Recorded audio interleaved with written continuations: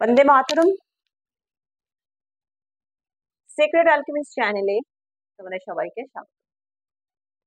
আমি রাম বর্মা স্যারের কাছে এনএলপি শেখার পর আমার মনে হয়েছে আমার বাঙালিদের মধ্যে এনএলপি কে আমি ঠিক সেভাবে পৌঁছে দেবো যেভাবে আমি স্যারের কাছ থেকে শিখেছি।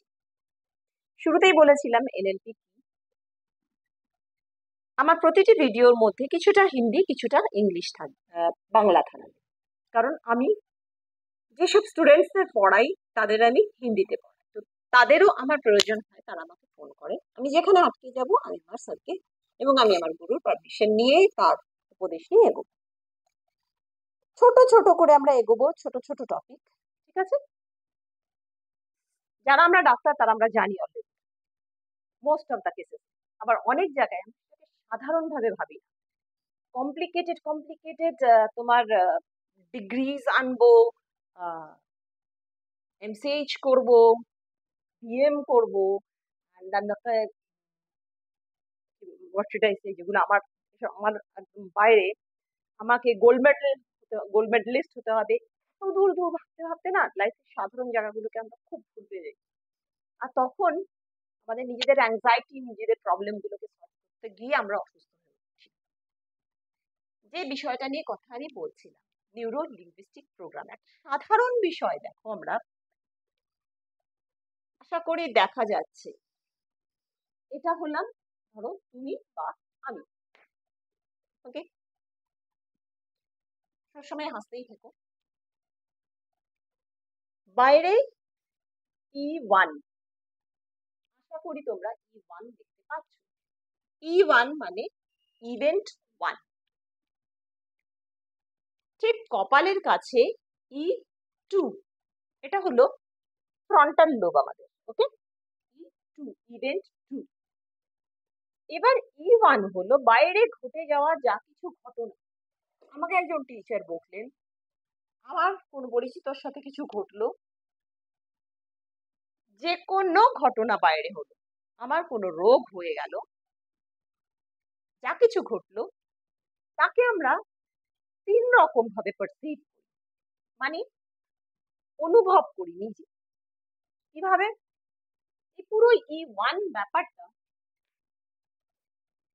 ডিস্টর্টেড, ডিলিটেড বা জেনারেলাইজড। ডিস্টর্টেড কি? যা ঘটনা তাকে আমি ঘুরিয়ে টুরিয়ে নিজের মতো করে ভেবে নিলাম, বা আমাকে কেউ ভাবিয়ে দিলে আমি বিশ্বাস করে নিলাম। ডিলিটেড কি? উড়িয়েই দিলাম জিনিসটাকে, দিয়ে আবার একটা অন্য কিছু বসিয়ে দিলাম। জেনারেলাইজড কি? ডায়াবেটিস তো কোনোদিন সারে না, এজকে কখনো রিভার্স করা যায় না। আর বাংলাতে তো খুব সুন্দর, কুড়িতেই বুড়ি। আজ অব্দি আমি এই জিনিসটা এক্সপিরিয়েন্স করিনি, বন্ধুরা তোমরাও করবে না যদি তোমরা এই তত্ত্বে বিশ্বাস করো, যে তত্ত্বে আমি ছোট থেকে বিশ্বাস করে এসেছি। এবং রাম বর্মা স্যারের অনেক স্পিরিচুয়াল এক্সপিরিয়েন্স এর মধ্যে দিয়ে যাওয়ার পর, যখন রাম বর্মা স্যারের কাছ থেকে আমি এনএলপি শিখেছি এবং স্পিরিচুয়াল নলেজটাকে আমি একসাথে অ্যামালগামেশন করেছি, তখন আমি বুঝতে পেরেছি যে সবকিছু আমার নিজের হাতে। ইয়েস। তো ডিলিট, ডিস্টর্টেড বা জেনারেলাইজড, এইবার এই পুরো জিনিসটা আমাদের ফ্রন্টাল লোবে এলো, ওকে? এই পুরো জিনিসটা আমাদের ফ্রন্টাল লোবে রিসিভ হলো। রিসিভ হওয়ার পর কি হবে? ওখানে যে নিউরনস গুলো আছে ওরা রিয়াক্ট করতে শুরু করবে। এবার আমি পুরো জিনিসটাকে যদি বাইরে এঁকে তোমাদেরকে বোঝাই, দেখো আমাদের ব্রেনের মধ্যে আমি এই নিউরোনাল স্ট্রাকচারটাকে আঁকছি না, বিকজ এটার জন্য অনেকটা জায়গা চলে যাবে, ওকে?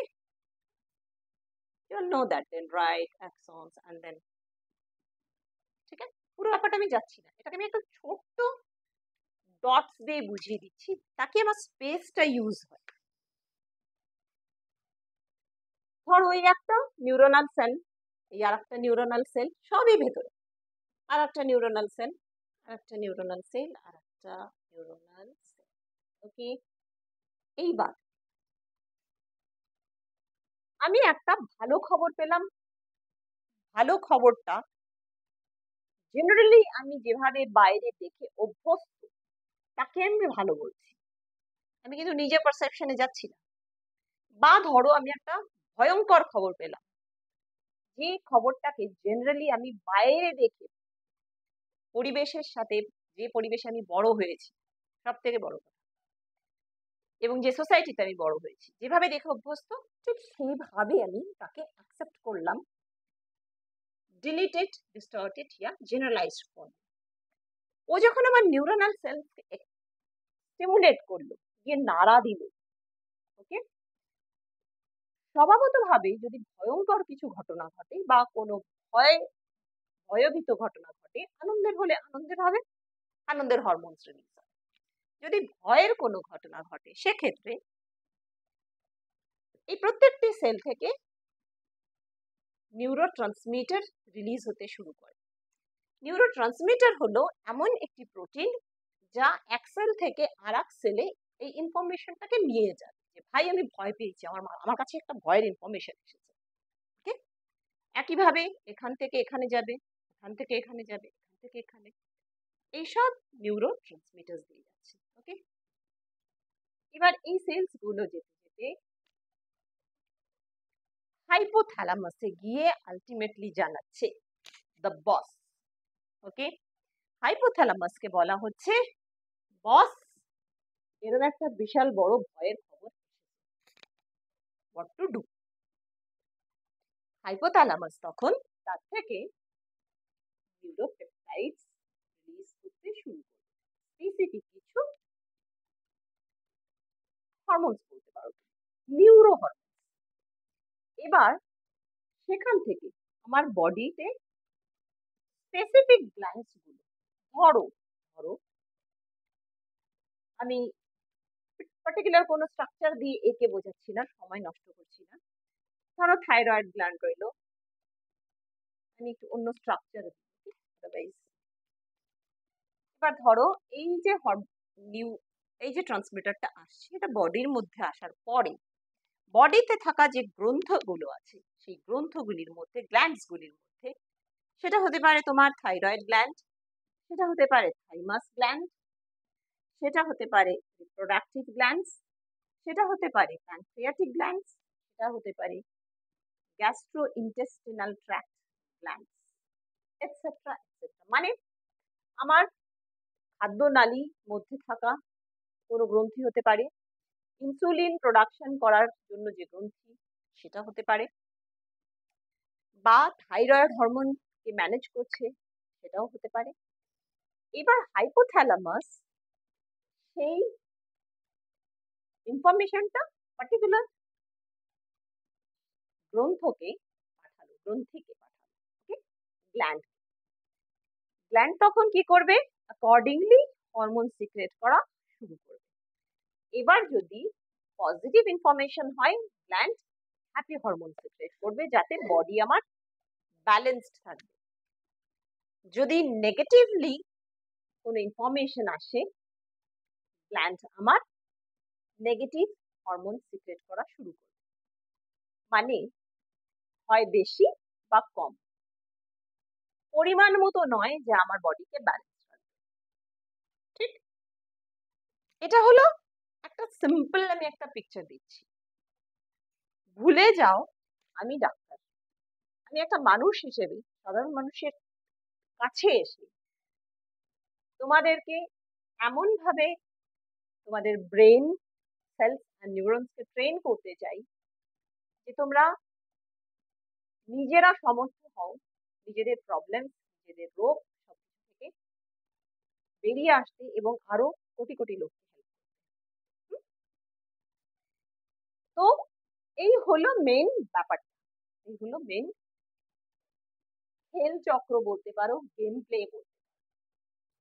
এবার এখানে আমরা কি করি, এই যে E2 ব্যাপারটা, এখানে যে E2 ব্যাপারটা ঘটছে, সেটা কিভাবে প্রেজেন্ট হচ্ছে, V A and K। For example, ছোটবেলায় কেউ একজন ফিজিক্যাল অ্যাসল্ট হয়েছে, ওকে, মানে শারীরিকভাবে নির্যাতিত হয়েছে ছোটবেলায় কেউ একজন, ওকে, একটা এক্সাম্পল দিতে চাচ্ছি। তার কাছে সেটা একটা শারীরিক নির্যাতন, তার কাছে সেটা একটা ঘটনা, দুর্বিষহ ঘটনা যা তার জীবনকে হয়তোবা সুসাইড করতে বাধ্য করেছে, হয়তোবা পাগল করে দিয়েছে, হয়তোবা অরফানেজে পাঠিয়ে দিয়েছে। আমরা যদি এটা এনএলপির পার্সপেক্টিভ থেকে দেখি, ঘটনা যাই ঘটে যাক তার কিছু সাব মোডালিটিস, সাব মোডালিটিস মানে ঘটনাটাকে আমি খুঁচিয়ে খুঁচিয়ে খুঁচিয়ে খুঁচিয়ে আরো কষ্টের দিকে না গিয়ে ওকে কিছু অ্যাঙ্গেল দিয়ে দিই, অ্যান্ড এই অ্যাঙ্গেল গুলো ওয়াশ আউট করি। নাম্বার ওয়ান অ্যাঙ্গেল, যে কোনো ঘটনার একটা ভিজুয়াল অ্যাঙ্গেল। ফর এক্সাম্পল, বাচ্চাটি বা মানুষটির জন্য যদি কোনো ফিজিক্যাল অ্যাসল্ট হয়ে থাকে, অবশ্যই ওর কাছে ভিজুয়াল ইমেজ থাকবে তার, কোথা থেকে শুরু হয়েছিল, কোথায় শেষ হয়েছিল, রাইট?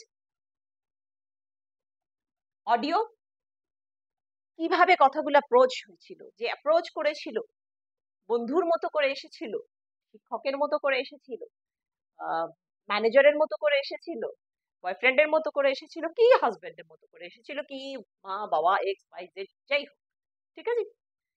তো সেক্ষেত্রে কথাটা, অডিওটাও ইম্পর্টেন্ট, কি ভাষা দিয়ে অ্যাপ্রোচ করেছেন সেগুলো তার কানে সারা জীবন বাজবে যতক্ষণ না সেগুলো ক্লিয়ার হবে, এবং ক্লিয়ার করার টেকনিক এনএলপিতে আছে।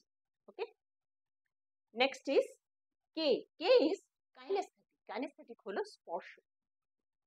স্পর্শের থেকে বড় ফিলিংস কিছু হয় না, বিকজ স্কিন হচ্ছে সব থেকে বড় অর্গান, আমাদের organ system, the largest organ system is skin. তো একটা মানুষের উপরে যখন যে কোনো ঘটনা ঘটে, সে রোড অ্যাক্সিডেন্ট হোক, কোনো অসুস্থতা হোক, যে কোনো কিছু হোক, সবকিছুর সব থেকে বড় ইম্প্যাক্ট তার কিন্তু অ্যাকচুয়ালি স্কিনের উপর পড়ে, স্পর্শের উপর পড়ে। ফিজিক্যাল অ্যাসল্টে তো পড়েই পড়ে। আজ আমি বাংলাতে এটুকুতে বন্ধ করবো, কারণ আমাকে হিন্দিতেও একটু করতে হবে হিন্দি বন্ধুদের জন্য, ঠিক আছে? আমি এমন অনেক জায়গায় মেডিকেলি কোনো তর্ক বিতর্কে আসবো না,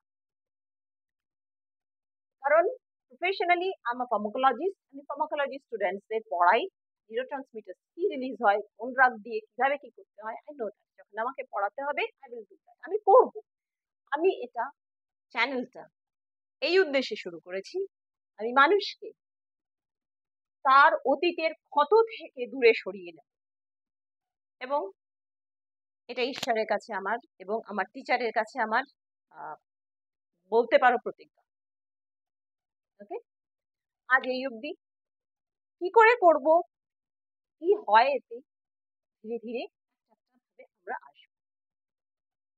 এগেইন, বন্দে ভারত, বন্দে মাতরম। সবসময় সত্যের জয় হয়, এটা মাথায় রাখবে। অন্ধকারের কখনো জয় হয় না, মিথ্যের কখনো জয় হয় না। ওকে, বাই। আমার নেক্সট ভিডিওতে আবার